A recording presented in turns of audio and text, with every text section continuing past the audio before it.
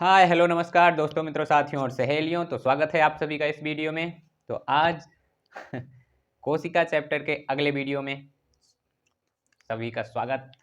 आज बताएंगे prokaryotic eukaryotic कोशिकाओं में क्या अंतर होता है।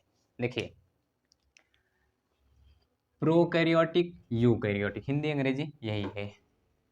प्रो का मतलब होता है फर्स्ट या प्रोटो जिसका मतलब होता है फर्स्ट, यानी कि जो पहले सबसे कोशिका बनना शुरू हुई थी, तो जो सबसे पहली कोशिका बनी थी उसी को क्या कहते हैं, प्रोकैरियोटिक। अब आप ही अगर कह दिया जाए पहली बार साइकिल चलाने के लिए, तो साइकिल एकदम बैठते मान अभिनंदन पायलट बन के उड़ाने थोड़ी लगेंगे। पहले उस पर बैठेंगे, बैठना ही बहुत मुश्किल लग रहा होगा आपको, आधा पौड़ी मार के उतर जाएंगे, 5 गांव जाके बताएंगे हमको साइकिल चलाने आगे आगे आगे आगे। तो उसी तरह पहली बार जो इसमें कोशिका विकसित हुई थी, इसमें इसके पूरे अंग विकसित नहीं हो पाए थे, ये अविकसित थी। इधर यूकैरियोटिक, यू का मतलब होता है ट्रू, ठीक, यानी ये ट्रू। यहाँ ये इसका ये मतलब नहीं कि ये सही कोशिका ये गलत कोशिका, दोनों कोशिकाएं हैं। ये पूर्ण विकसित नहीं है, अल्प विकसित है, और ये पूर्ण विकसित है।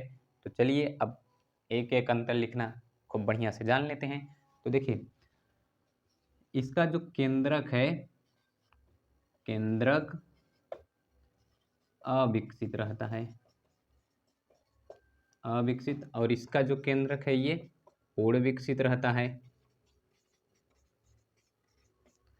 ठीक, पहला अंतर, ऐसी कोशिका जिसका केंद्रक अविकसित रहता है वो क्या कहलाता है, प्रोकैरियोटिक।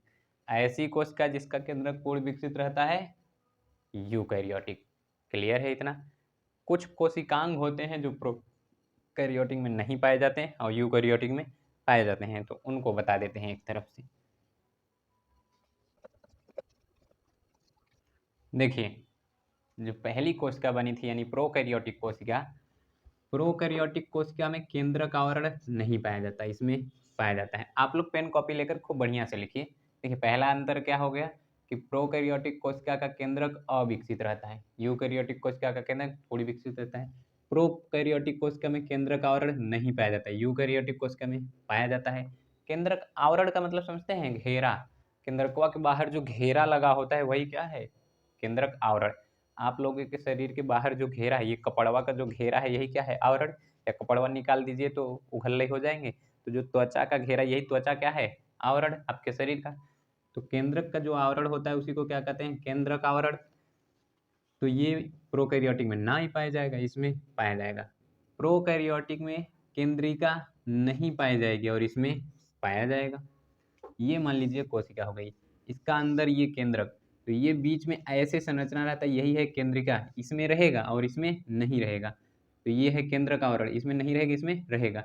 इसका केंद्रक आवरण केंद्रिका नहीं रहेगा, डीएनए इधर उधर ऐसे बिखरा रहता है, और इसमें खूब मस्त से ये केंद्रक, इसके अंदर केंद्रिका, ये गुणसूत्र, इस तरह का कुछ संरचना रहता है। ठीक, अगला, इसमें माइटोकांड्रिया नहीं पाया जा रहा है, इसमें माइटोकांड्रिया पाया जाएगा। यही मान लीजिए बगल में ये देखिए, ये हो गया इसका माइटोकांड्रिया। तो इसमें माइटोकांड्रिया पाया जा रहा है, इसमें माइटोकांड्रिया नहीं पाया जाएगा। इंडोप्लाज्मिक रेटिकुलम इसमें नहीं पाया जाता, इसमें इंडोप्लाज्मिक रेटिकुलम पाया जाता है। इसी के बाहर ऐसे कंकाल जैसी संरचना रहती है, इसी को क्या कहते हैं, इंडोप्लाज्मिक रेटिकुलम। ठीक, जीबी गाल्जी बॉडी इसमें नहीं पाया जाएगा, इसमें पाया जाता है। इसी के बगल में ऐसे बना दे रहे हैं, ये देखिए, ये जो संरचना है यही है गाल्जी बॉडी। तो यूकैरियोटिक में पाया जा रहा है, प्रोकैरियोटिक में नहीं पाया जा रहा है।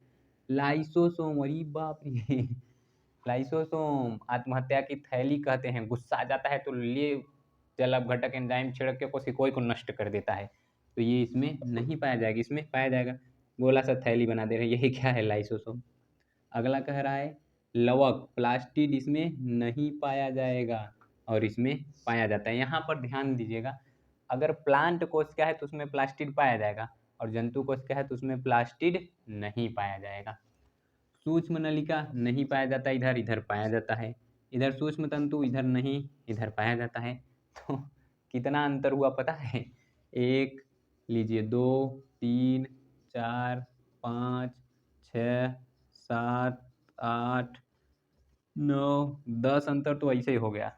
अगला देखिए, 11वां, इसमें जो राइबोसोम होता है, राइबोसोम, ये 70 यस प्रकार का रहता है।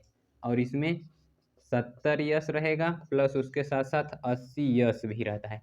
ये जो यश है ना, यश का मतलब होता है sedimentation coefficient, sedimentation coefficient, coefficient, या इसी को कहते हैं स्वेडबर्ग यूनिट, स्वेडबर्ग यूनिट। ठीक, तो 70 यस राइबोसोम क्या होता है, 80 यस राइबोसोम क्या होता है, ये राइबोसोम पर आएंगे तो वहाँ खूब मस्त से बताएंगे राइबोसोम के बारे में, फिर कोई दिक्कत नहीं। इसके पहले क्या बताए थे, कभी कोशिकांग का नाम बताए थे, उसका एक आध उपनाम बता दिए थे, तो बस आपको यही याद करना है। जैसे कह दे माइटोकांड्रिया, तो माइटोकांड्रिया नाम सुनते मतलब आप घोंघा की तरह मुँह थोड़ी देखेंगे, आपको तुरंत पता चल जाएगा ना ऊर्जा बनाने का काम कौन करेगा, माइटोकांड्रिया।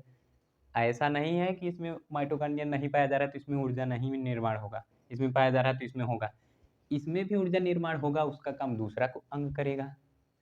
तो ये देखिए राइबोसोम प्रोकैरियोटिक में 70 यस प्रकार का, यस का मतलब सेडिमेंटेशन कोफिशिएंट या स्वेडबर्ग यूनिट, और इसमें 70-80 दोनों रहेगा। राइबोसोम दो प्रकार का होता है, एक 70 यस एक 80 यस, तो इसमें 70 और 80 दोनों रहेगा। और अगला देखिए, ये जो है इसका, इसमें केवल एक वृत्ताकार डीएनए होता है, वृत्ताकार डीएनए होता है, मतलब ये कोशिका है, यही जो ऐसे ऐसे दिखाई दे रहा है यही क्या है, वृत्ताकार डीएनए। और इसमें एक से अधिक गुणसूत्र होते हैं। परेशान मत होइए कि सर जी बता रहे हैं यहाँ डीएनए होता है, यहाँ गुणसूत्र होता है। डीएनए ही जब आपस में बहुत सा एकदम लुंड मुंड होके संरचना बना लेता है कुछ इस तरह का, तो इसी को कहते हैं गुणसूत्र। इसको काट कर लंबा किया जाए तो धागे की तरह संरचना निकलेगी, वो रहेगी डीएनए, वही आपस में मिल मिल के ऐसी संरचना बना लें, इसको कहेंगे गुणसूत्र। तो इसमें ये देखिए यहाँ है 1 2 3, इसी तरह बहुत से गुणसूत्र पाए जाएंगे, इसमें केवल एक ठो वृत्ताकार डीएनए। अगला देखें तो इसमें सूत्री विभाजन नहीं होता, सूत्री विभाजन नहीं होता, यानी इसमें सूत्री विभाजन नहीं होगा और इसमें सूत्री विभाजन होता है। कितनी इंटरेस्टिंग बात है। तो ये अंतर है, देखिए प्रोकैरियोटिक यूकैरियोटिक कोशिका में अंतर समझिए। प्रोकैरियोटिक ये अल्प विकसित रहेगी या अविकसित रहेगी, ये पूर्ण विकसित रहेगी। केंद्रक आवरण केंद्रिका नहीं पाए जाएंगे, इसमें पाए जाएंगे mitochondria, endoplasmic reticulum, Golgi body, lysosome, लवक, सूक्ष्म नलिका, सूक्ष्म तंतु इसमें नहीं पाए जाएंगे और यूकैरियोटिक में पाए जाएंगे। प्रोकैरियोटिक में राइबोसोम 70 यस प्रकार का, इसमें 70-80 दोनों प्रकार का। इसमें केवल एक ठो वृत्ताकार डीएनए पाया जाता है, इसमें एक से अधिक डीएनए पाए जाते हैं, डीएनए का एक से अधिक गुणसूत्र पाए जाते हैं। इसमें सूत्री विभाजन नहीं होता है, इसमें सूत्री विभाजन होता है। क्लियर है इतना? आगे चलें, खटाक से छाप लीजिए। और अगला आप देखते हैं, देखिए एक होता है श्वसन एंजाइम 13, समझ लीजिए श्वसन एंजाइम। तो ये जो श्वसन एंजाइम होता है ये प्लाज्मा झिल्ली पर रहता है प्रोकैरियोटिक में, श्वसन एंजाइम प्लाज्मा झिल्ली पर होते हैं और इसमें माइटोकांड्रिया पर होते हैं श्वसन एंजाइम, माइटोकांड्रिया। तो श्वसन, हम लोगों के शरीर में श्वसन का काम कौन करता है, कमेंट में आप लोग बताइए। कोशिका में श्वसन का काम माइटोकांड्रिया करता है यूकैरियोटिक में, प्रोकैरियोटिक में प्लाज्मा झिल्ली करता है। कोशिका माइटोकांड्रिया है नहीं, लाओ उसका काम हम ही कर दें, खाली हैं। ठीक, अगला देखें तो इसमें कैप्सूल पाया जाता है, कैप्सूल प्रेजेंट, कैप्सूल को हिंदी में कहते हैं संपुट। तो इसमें संपुट पाया जाता है, इसमें संपुट एब्सेंट, यानी इसमें कैप्सूल पाया जाएगा, इसमें कैप्सूल नहीं पाया जाएगा। इसका अगला देखिए 15, इसकी जो कोशिका भित्ति है, कोशिका भित्ति ये रहती है पतली और इसकी कोशिका भित्ति मोटी रहती है, मान लीजिए ये है। ठीक, तो इसमें जो कोशिका भित्ति है ऐसे पतली रहेगी और यहीं पर कहीं ऐसे थोड़ी मोटी हो जाएगी, इसी को कहते हैं, इसी को कहेंगे कैप्सूल। इसकी कोशिका भित्ति ये लीजिए, ये है जो इतनी मोटी ये संरचना, यही कोशिका भित्ति हो जाएगी। कोशिका भित्ति केवल प्लांट में पाई जाएगी, एनिमल में नहीं पाई जाएगी। क्लियर है? अगर आप एग्जाम्पल देखना चाहें तो बैक्टीरिया किसका एग्जाम्पल है? प्रोकैरियोटिक का। साइनोबैक्टीरिया BGA, नीलहरित शैवाल कहते हैं, ब्लू ग्रीन एल्गी, नीलहरित शैवाल। ठीक, साइनोबैक्टीरिया ये पृथ्वी पर पहले जीव हैं, पहले यही बने थे, बैक्टीरिया, साइनोबैक्टीरिया। माइकोप्लाज्मा ये भी किसका उदाहरण है? इसी का, प्रोकैरियोटिक का। शेष सभी जीव जैसे कि सभी पादप क्या हैं? यूकैरियोटिक। सभी जंतु